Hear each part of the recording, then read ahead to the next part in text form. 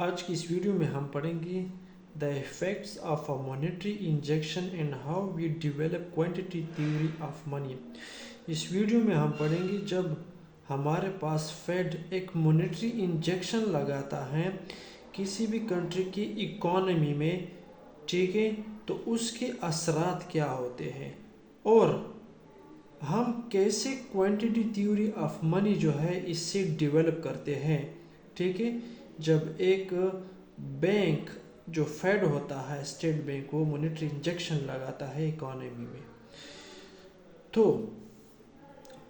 इस ग्राफ को देख के हमारे पास हम ये जो लेबल है हमारे पास ग्राफ, इस साइड पे लेफ्ट साइड पे वैल्यू ऑफ मनी है, ठीक है, 1/p। इस पॉइंट पे हाई है सबसे, ठीक है, और इस पॉइंट पे लो है, ठीक है। आप नीचे आते हैं तो decrease the value of money है, ठीक है, जो मनी की वैल्यू वो डिक्रीज होती जा रही है, जो कि राइट साइड पे है प्राइस लेवल है। इस पॉइंट पे सबसे लो है और इस पॉइंट पे सबसे हाई है, ठीक है। आप नीचे आते हैं तो प्राइस लेवल में इंक्रीज आता है, सही है। ये जो डाउनवर्ड कर्व शो हो रहा है ये मनी डिमांड है, ठीक है, और ये जो बिल्कुल स्ट्रेट लाइन है ये मनी सप्लाई है, ठीक है। ये जब राइट साइड पे जाता है तो उसमें क्या होता है, increase in the money supply में इंक्रीज आता है, ठीक है। M1 M2 यहाँ पे मनी सप्लाई जो फर्स्ट वन इसका पॉइंट है और ये सेकेंड वन पॉइंट है, क्वांटिटी ऑफ मनी, ठीक है। तो क्या होता है कि जब एक फेड जो है वो इंजेक्शन लगाता है, इंजेक्शन का मतलब ये है कि इकोनॉमी मनी सप्लाई जो है वो इंक्रीज करता है। मनी सप्लाई MS1 से MS2 पे आ गई है, ठीक है। मनी डिमांड A से B पे आ चुकी है, या असल में सॉरी ये मनी डिमांड था, ठीक है।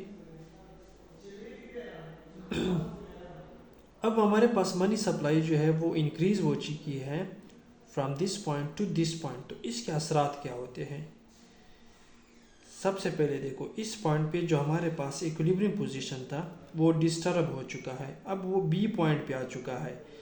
तो जब न्यू इक्विलिब्रियम B पॉइंट पे आ चुका है तो इससे क्या हुआ है, वैल्यू ऑफ मनी डिक्रीज हो जाता है, ठीक है। मनी सप्लाई जब किसी भी इकोनॉमी में इंक्रीज होती है तो वैल्यू ऑफ मनी जो होती है वो डिक्रीज हो जाती है, और इससे क्या होता है, increase the price level.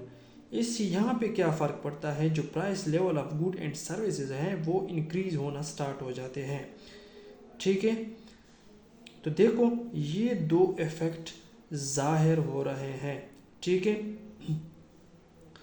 Money demand जो होता है, ठीक है, वो क्या होता है, मनी डिमांड M1 से M2 पे चला जाता है, मनी डिमांड इससे इंक्रीज होता है। क्यों? क्योंकि अब आपको फॉर एग्ज़ाम्पल एक कप ऑफ टी जब $2 पे था अब वो $4 पे मिल जाता है, तो $2 के बजाय आपको $4 चाहिए। मनी डिमांड ज़्यादा हो गया कि नहीं, ज़्यादा हो गया है, ठीक है।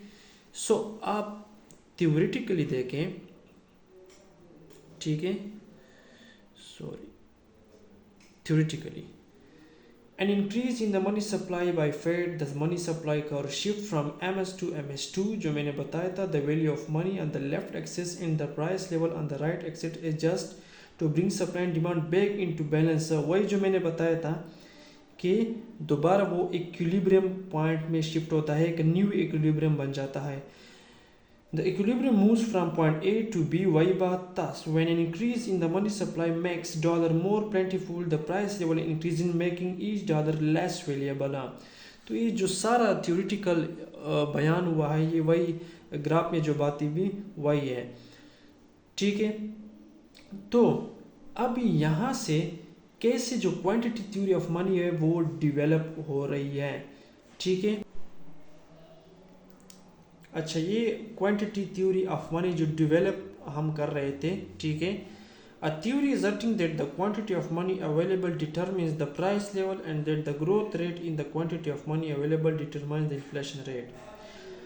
थ्योरी ये क्या कहती है कि जब क्वांटिटी ऑफ मनी, ठीक है, अवेलेबल होती है, जितनी भी हो, क्वांटिटी ऑफ मनी ज़्यादा होती है तो किस चीज़ को डिटरमाइन करती है? प्राइस लेवल को। जो हम कह रहे थे कि जब मनी सप्लाई ज़्यादा होती है तो प्राइस लेवल क्या होते हैं? बढ़ जाते हैं। And there the growth rate in the quantity of money, ठीक है, जब क्वांटिटी ऑफ मनी में ग्रोथ आता है, क्या चीज़ डिटरमाइन? इन्फ्लेशन। तो इससे क्या होती है? महंगाई आती है। तो ये हमारे पास जो सिंपल है ये क्वांटिटी थ्योरी ऑफ मनी है। तो ये हम दरअसल वहाँ से इसको कनेक्ट करते हैं और वहाँ से ये डेवलप होती है। Thank you so much.